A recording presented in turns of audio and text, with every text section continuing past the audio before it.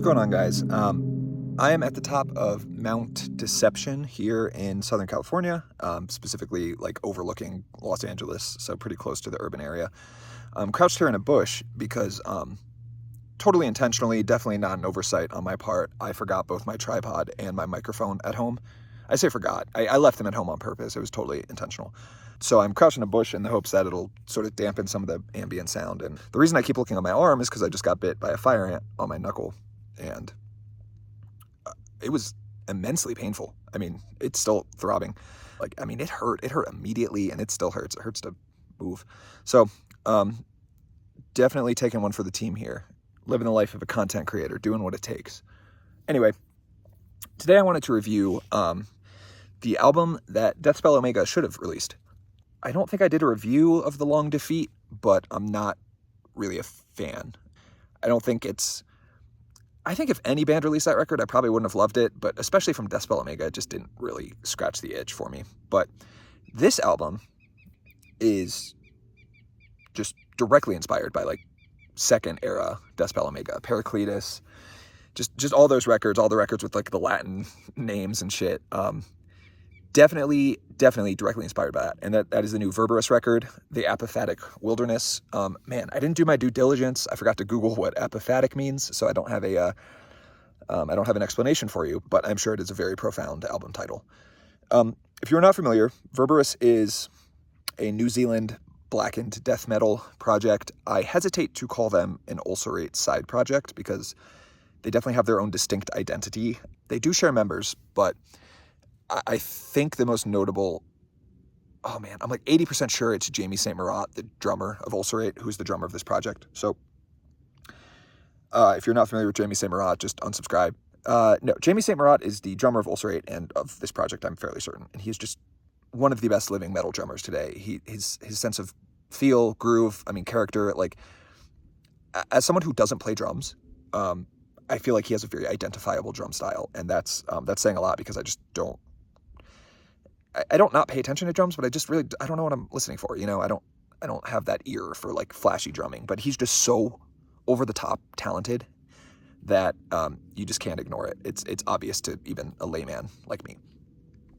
Now, the reason I call this the album Deathspell Omega should have released is because it is directly influenced by that second era Deathspell Omega that I referenced. You have really, really angular, jagged riffs, but also these memorable tremolo riffs that sort of, punctuate the record and add a sense of depth and coloration, just kind of give the album more character so it's not just full dissonance throughout. And the reason I like that is because fully dissonant projects, and there aren't many, like a lot of bands who have a reputation of being dissonant, even Deathspell Omega, who kind of almost invented this angular style of dissonant black metal, aren't fully dissonant. It's not just dissonant the whole time. There's clear, memorable melodies that you can pick out, harmonies. They have to. You have to pedal in melodies and harmonies as a musician. You just kind of have no choice.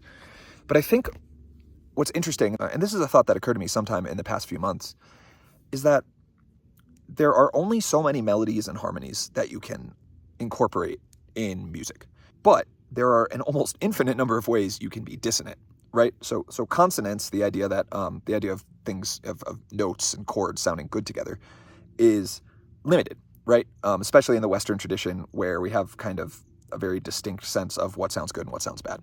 Dissonance, though, is sort of this chaotic wilderness of it's an apophatic wilderness, if you will, of unexplored territory.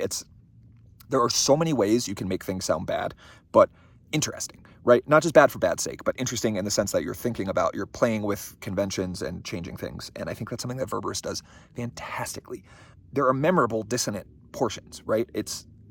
You can maybe almost hum it, but it also doesn't sound like a typical melody. It's not just melodic, black metal. It's more than that. It's deeper than that, right?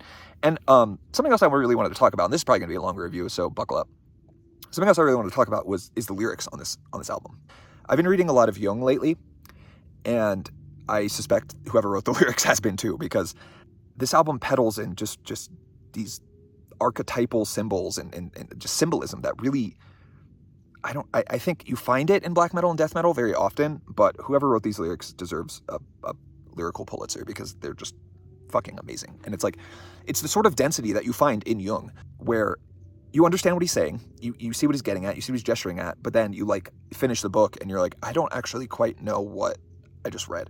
And it makes you want to revisit. And that's not a bad thing. I mean that in the best way possible, because you feel like he's gesturing at something that words can't quite express. So he's really doing this difficult task of unpacking the human unconscious and these sort of universal experiences and symbols that occur across cultures and centuries that, I don't know, speak to something maybe almost proto-human, something that lurks within all of us. And I think that's very, I mean, frankly, that's very black metal. That's very death metal. That's, you know, that like that depth and that darkness and that sort of murky, unexplored psychological landscape that just is in everyone. And I think that's why black metal and death metal speak to so many people, is because we all recognize, or some of us recognize, that there's this darkness in everyone, or this yeah, and I don't mean darkness really even in a negative sense, just this unexplored and sort of repressed, I don't know, this force, I guess, energy. And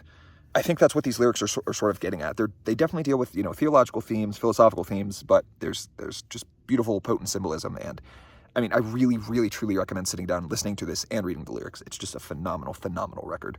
Notable tracks, the Labyrinthine Privation is probably my favorite song on the record. There's only 4 songs. They're all pretty long.